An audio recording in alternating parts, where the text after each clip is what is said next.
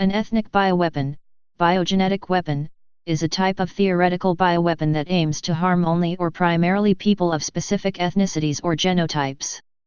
History. One of the first modern fictional discussions of ethnic weapons is in Robert A. Heinlein's 1942 novel Sixth Column, republished as The Day After Tomorrow, in which a race-specific radiation weapon is used against a so-called Pan-Asian invader. Genetic weapons. In 1997, U.S. Secretary of Defense William Cohen referred to the concept of an ethnic bioweapon as a possible risk. In 1998, some biological weapon experts considered such a genetic weapon plausible, and believed the former Soviet Union had undertaken some research on the influence of various substances on human genes. In its 2000 policy paper Rebuilding America's Defenses, think tank Project for the New American Century, PNAC, described ethnic bioweapons as a potentially politically useful tool. PNAC went on to provide substantial staffing for the Bush Jr. administration.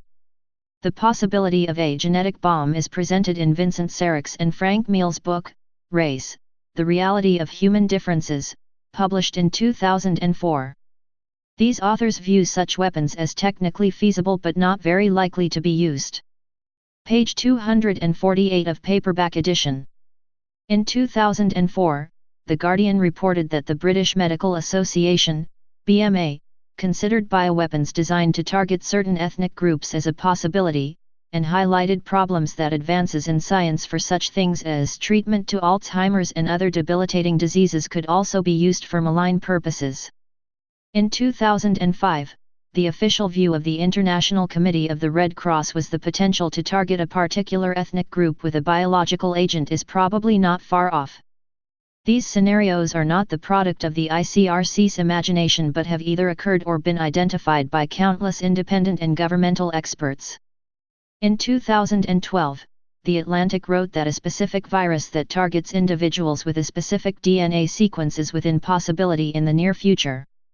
The magazine put forward a hypothetical scenario of a virus which caused mild flu to the general population but deadly symptoms to the President of the United States.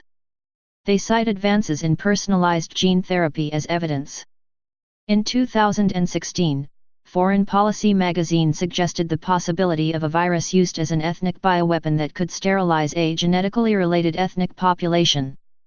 Israeli ethnobomb controversy. In November 1998, the Sunday Times reported that Israel was attempting to build an ethnobomb containing a biological agent that could specifically target genetic traits present amongst Arab populations. Wired News also reported the story, as did Foreign Report. Microbiologists and geneticists were skeptical towards the scientific plausibility of such a biological agent. The New York Post, describing the claims as blood libel, reported that the likely source for the story was a work of science fiction by Israeli academic Doron Stanitsky. Stanitsky had sent his completely fictional work about such a weapon to Israeli newspapers 2 years before. The article also noted the views of genetic researchers who claimed the idea as wholly fantastical, with others claiming that the weapon was theoretically possible. A planned second installment of the article never appeared, and no sources were ever identified.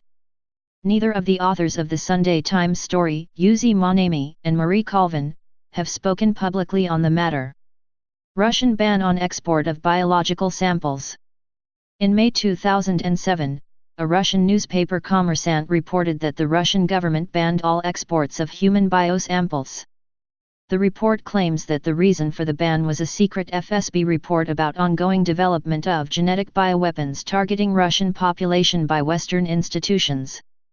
The report mentions the Harvard School of Public Health, American International Health Alliance, Department of Medical Biotechnology of Jagiellonian University, United States Department of Justice Environment and Natural Resources Division, Institute of Genetics and Biotechnology Warsaw University, and United States Agency for International Development. Please subscribe and thanks for watching.